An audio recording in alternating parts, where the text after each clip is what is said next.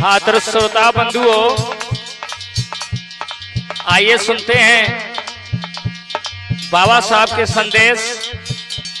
Ambedkar audio video recording cassette centre, Triratna Buddha Vihar, Billaur, Kanpur Nagar की तरफ से, जिसे सुंदर आवाज में रिकॉर्ड किया है बौद्धाचार बुद्ध भीम कथावाचक मिलन बौद्ध ने, और हमारे साथ में हमारा सहयोग कर रहे हैं हमारे सभी भाई बुद्ध भीम कथावाचक बौद्धाचार डीएल बौद्ध जी, यस के भारती सीतापुर, और हमारे प्रदीप बौद्ध जी साथ में हमारे ढोलक पे संगत कर रहे हैं। परम सत्य राजेश तूफानी जी, और इस गीत की संकलन करता है महाबोधि उपासका परम सिद्धया सुनीता बौद्ध जी। तो फिर आइए चलते हैं अंबेडकर कैसेट के द्वारा। हरि भीम बताई गजगरिया, जागो मूल निवासी भैया, जागो मूल निवासी बहना।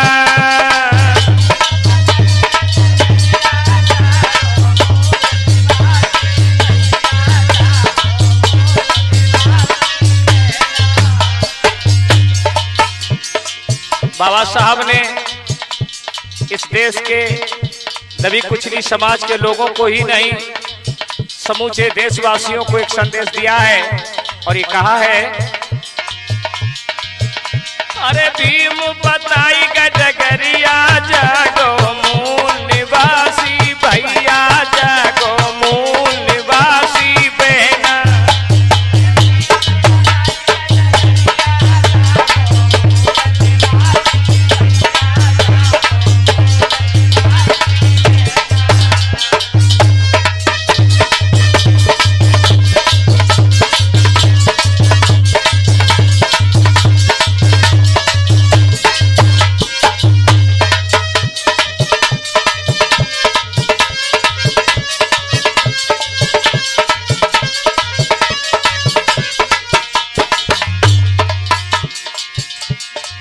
बाबा साहब कहते हैं,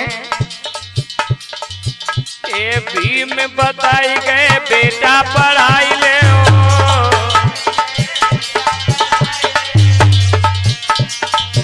ए भीम बताई गए बेटा पढ़ाई ले हो। अरे बाबा साहेब ने राह दिखाई, अरे राह दिखाई डगर बताई,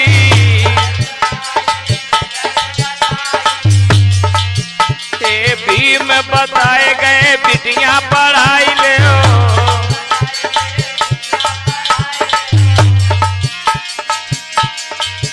ए पकड़ो ज्ञान डगरिया, जागो मूल निवासी भैया, जागो मूल निवासी बहना।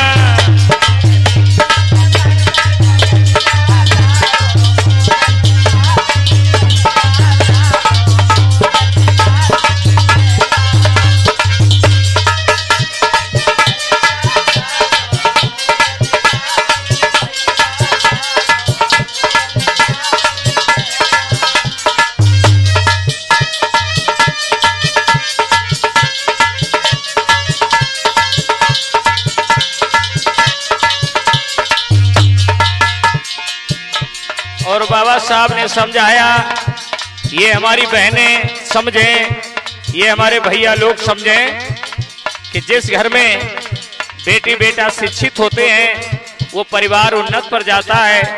बाबा साहब का दूसरा मूल सूत्र क्या है?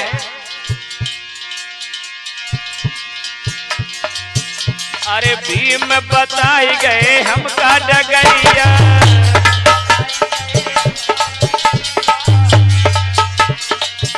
ये भीम बताई गए संगठन करी ले हो।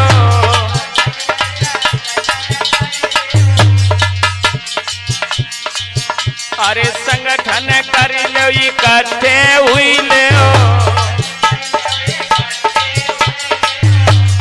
संगठन करी लो ही करते हुई ले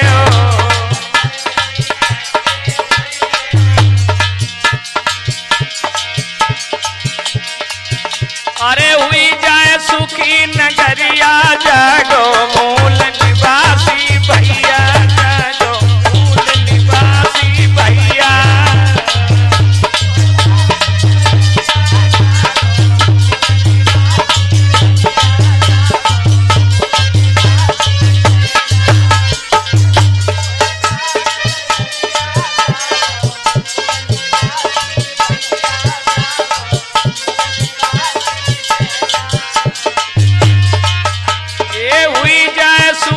नगरिया जागो मूल निवासी भैया जागो मूल निवासी बहना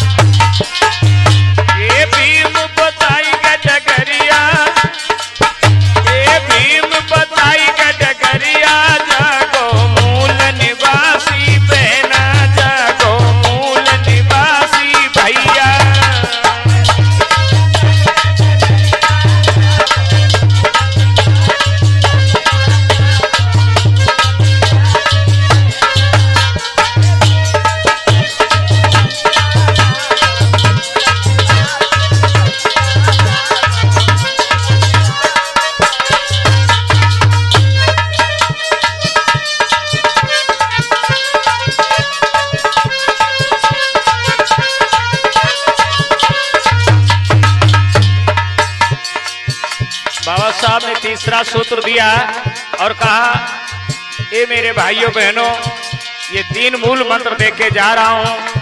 तीसरा सूत्र कौन सा है? अरे बाबा साहेब संघर्ष सिखाई गए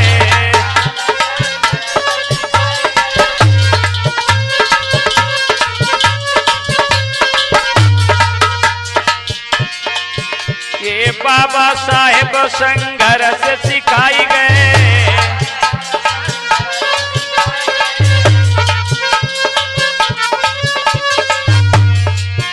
संघर्ष सिखाई गए उंगली उठाई गए संघर्ष सिखाई गए उंगली उठाई गए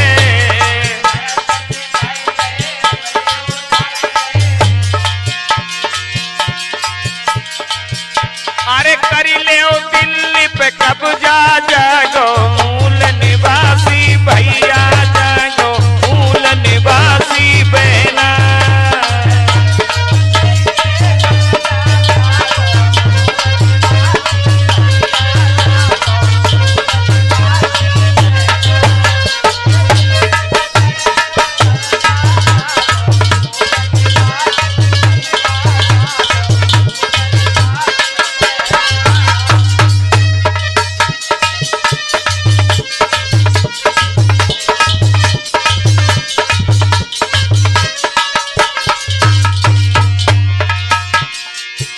अरे कभी एलपीजी की कलम चलती है ये कभी एलपीजी की कलम चलती है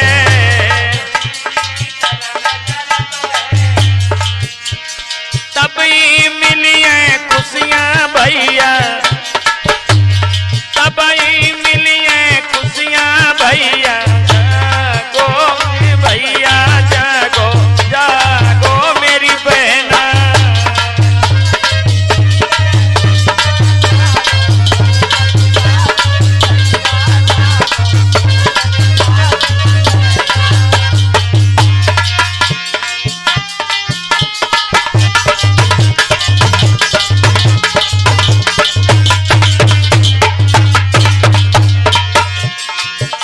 ये तभी मिली है खुशियां जागो मूल निवासी भैया जागो मूल निवासी बहना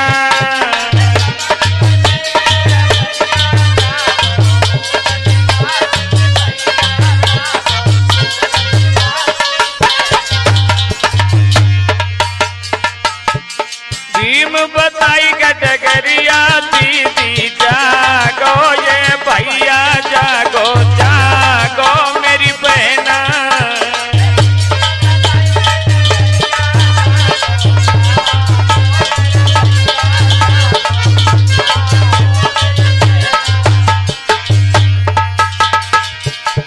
भीम बताई का डगरिया जागो मूल निवासी भैया जागो मूल निवासी बहना। ये भीम बताई का डगरिया जागो मूल निवासी भैया जागो।